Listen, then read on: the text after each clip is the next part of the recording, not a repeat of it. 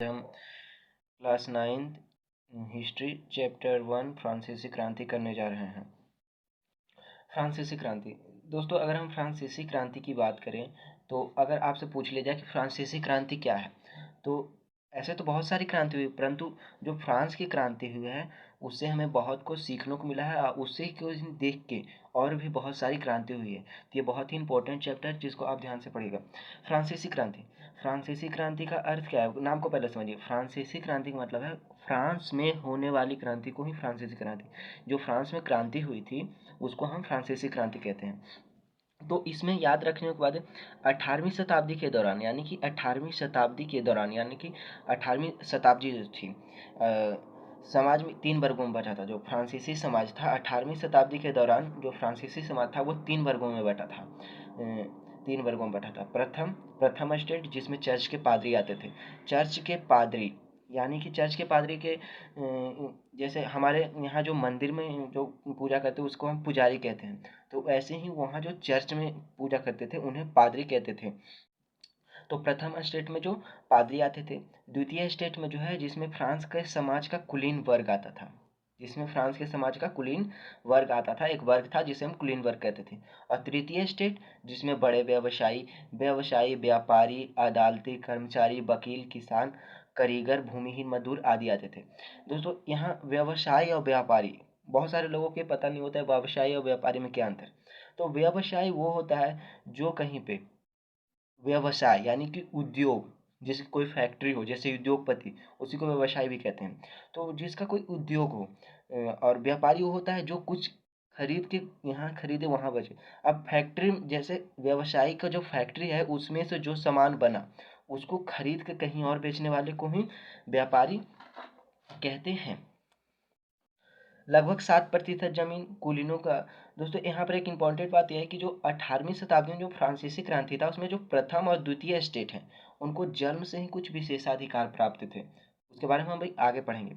लगभग 60% जमीन, कहा गया लगभग 60% जमीन कुलीन चर्च और तीसरे स्टेट के अमीरों का अधिकार था। लगभग 60% फ्रांस की लगभग 60% जो जमीन थी उस पर कुलीनों कौन थे, द्वितीय स्टेट के फ्रांसीसी समाज का कुलीन वर्ग, और तीसरे स्टेट के अमीरों। तीसरे स्टेट में अमीर कौन होंगे, मेरे विचार से बड़े व्यवसायी अमीर होंगे, व्यापारी अमीर होंगे, अदालती कर्मचारी वकील, किसान तो अक्सर सभी किसान नहीं होते, कुछ कुछ होते होंगे, और भूमिहीन मजदूर, ये सब तो गरीब होते होंगे। तो इसमें जो तीसरे स्टेट के अमीरों का अधिकार था।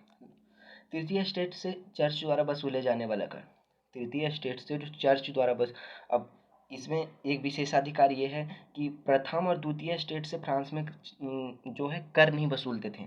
वहाँ की जो प्रथम स्टेट जिसमें चर्च के पादरी है और द्वितीय स्टेट कुलीन वर्ग है उससे जो है वो कर नहीं वसूला जाता था। जो भी कर वसूला जाता था वो फ्रांस में तृतीय स्टेट से वसूला जाता था।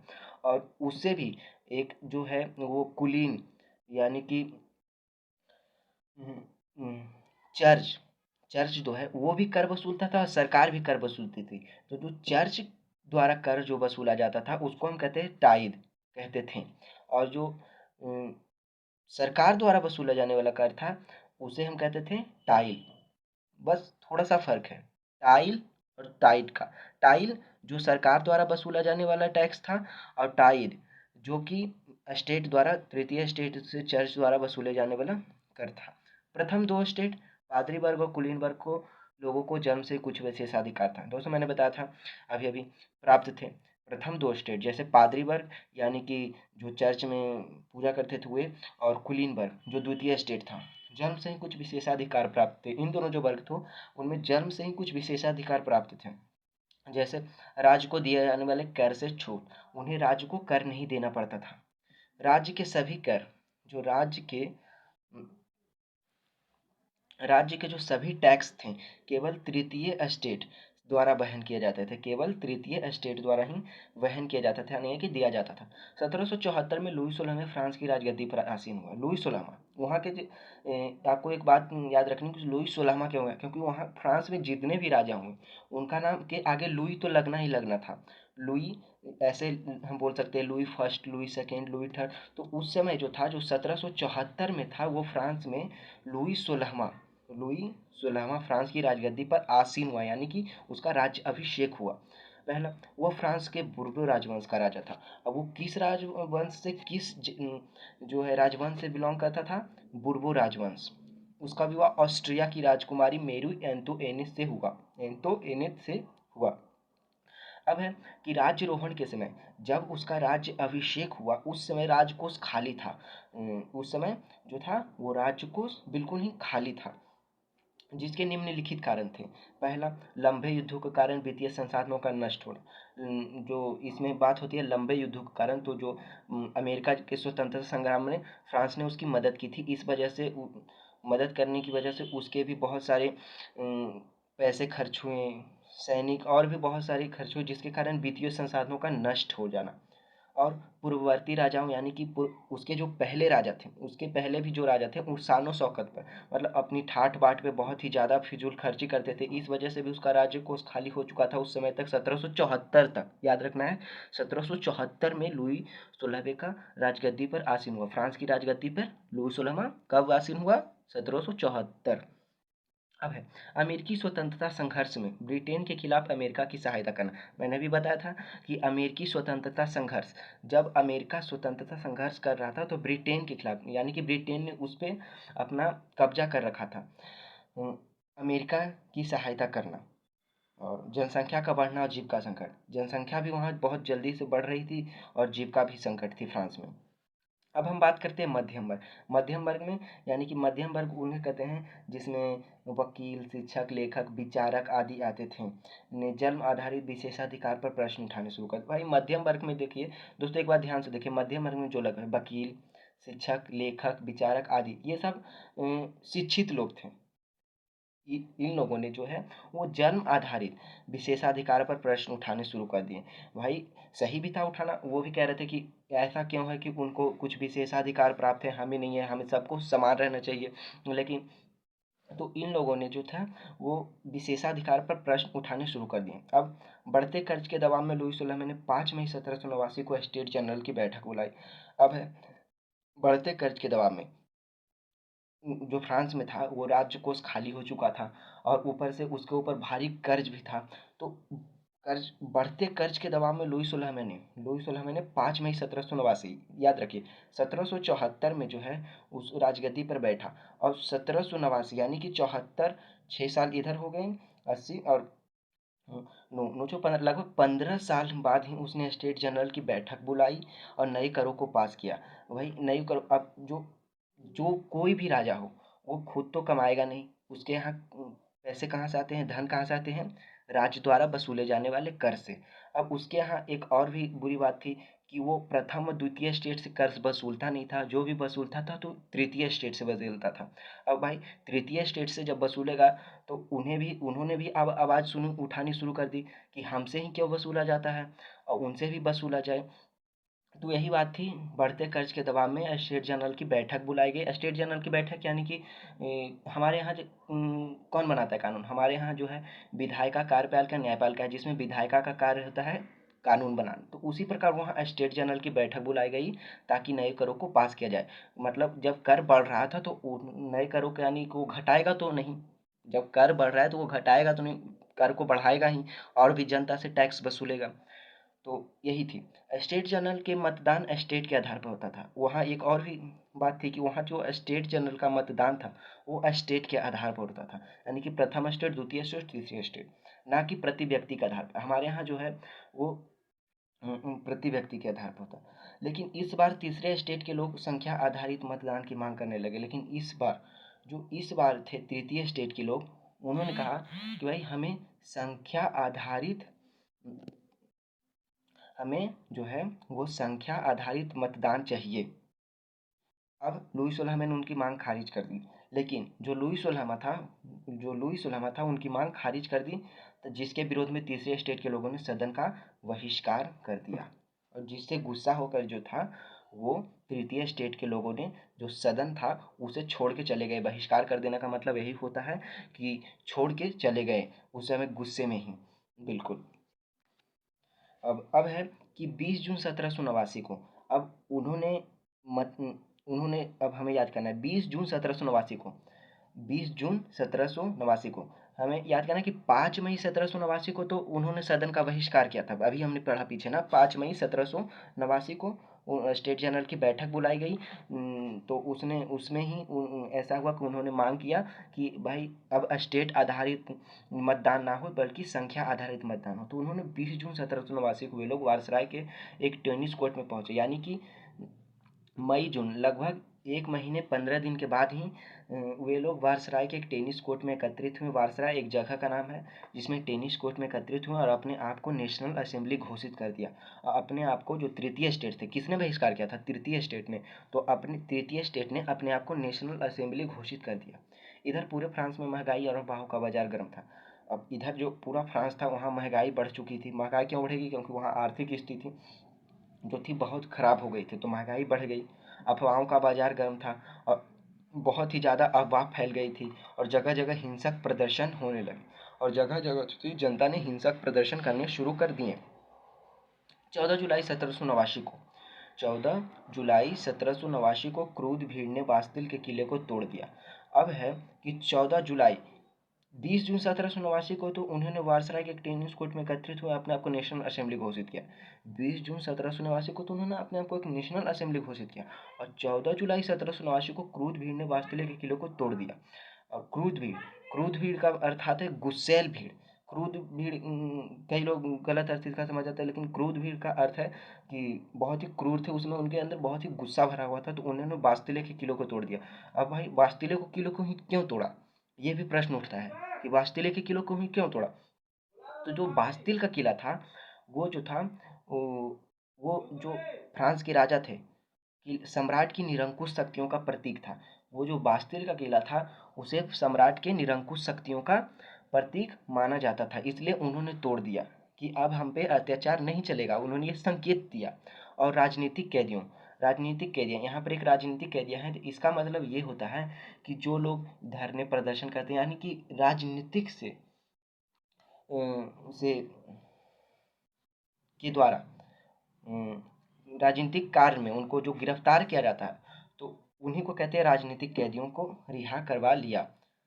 कब? 1789, 14 जुलाई 1789। कब रिहा करवा लिया? 14 जुलाई 1789 को। अब बास्तिल का किला, जो बास्तिल का किला था, जैसे कि मैंने आपको अभी बताया था कि जो बास्तिल का किला था वो सम्राट की निरंकुश शक्तियों का प्रतीक था। सम्राट की निरंकुश शक्तियों का प्रतीक था।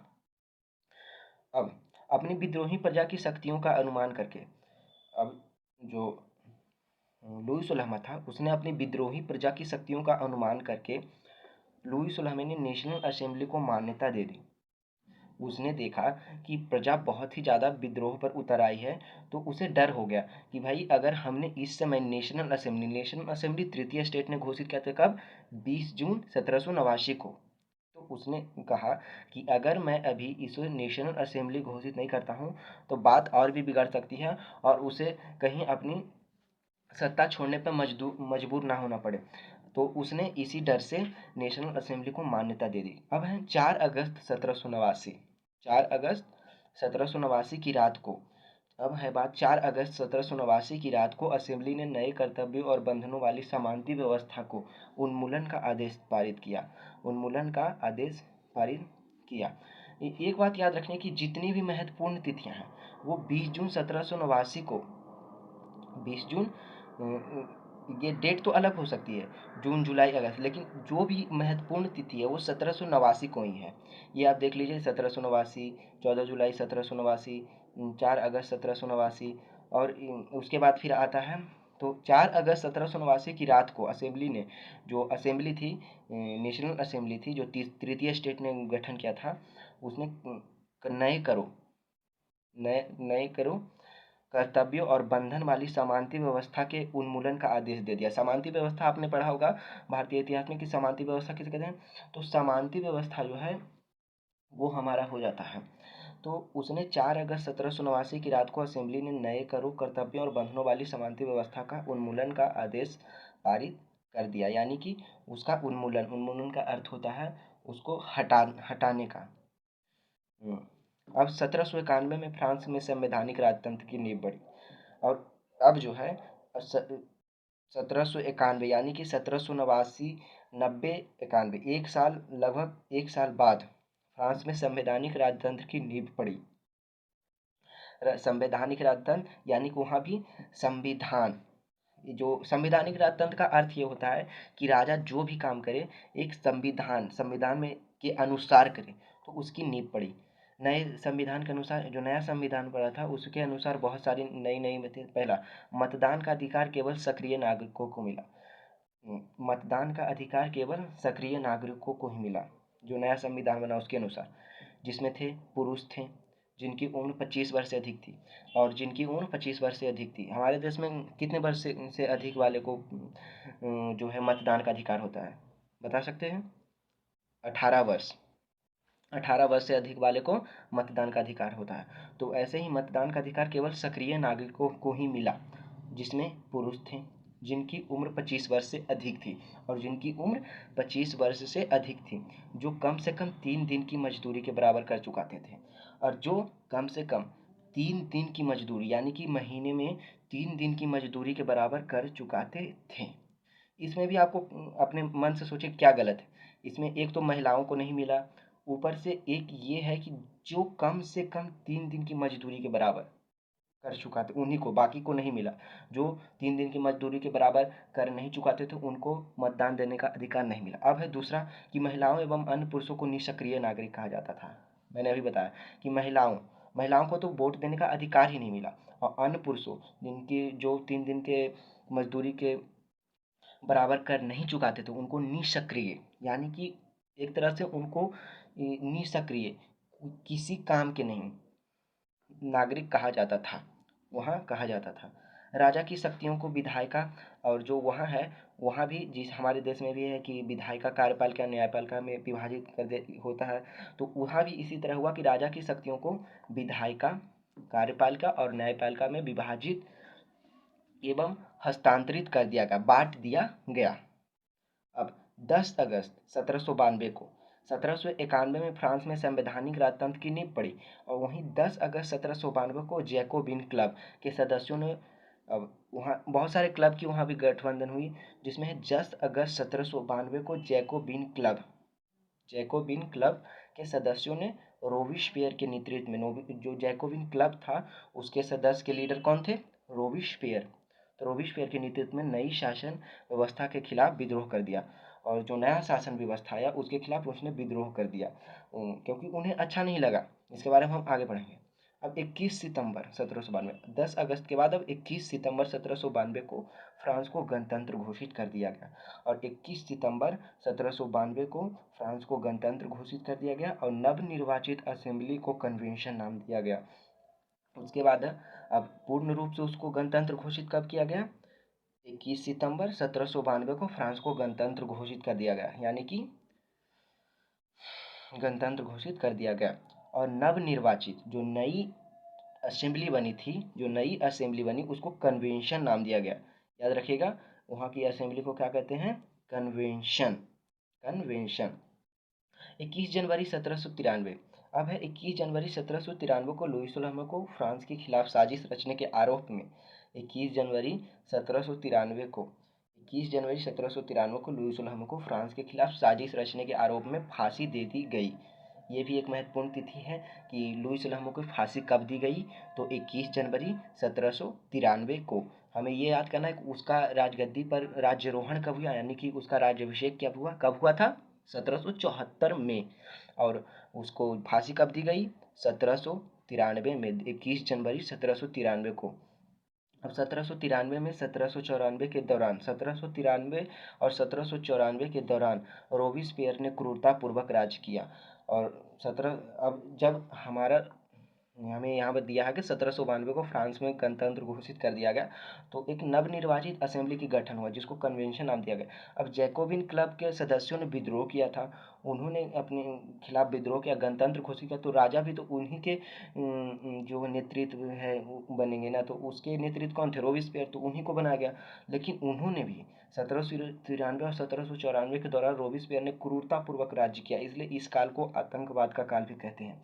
लेकिन जो है 1793 और 1794 को रोबिस्पियर ने क्रूरतापूर्वक राज्य किया, इसलिए इसी काल को आतंक काल भी कहते हैं।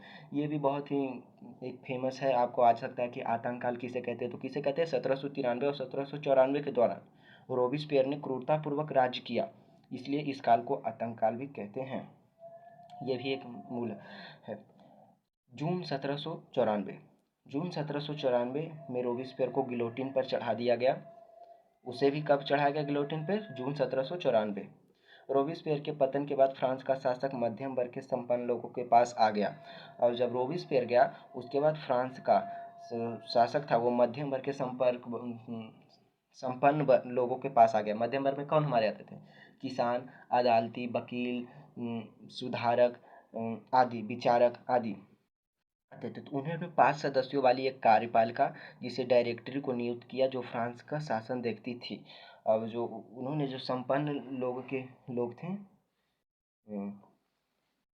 जो शासन मध्यम वर्ग के संपन्न लोगों के पास आ गया, उन्होंने 5 सदस्यों वाली एक कार्यपालिका, जो उन्होंने एक नई गठन किया, जिसका 5 सदस्यों वाली एक कार्यपालिका डायरेक्टरी को नियुक्त किया, जिसका नाम क्या था? डायरेक्टरी को नियुक्त किया। फ्रांस का शासन देखती थी। इसका काम क्या था? वो फ्रांस की शासन देखती थी। कार्यपालिका का यही होता है।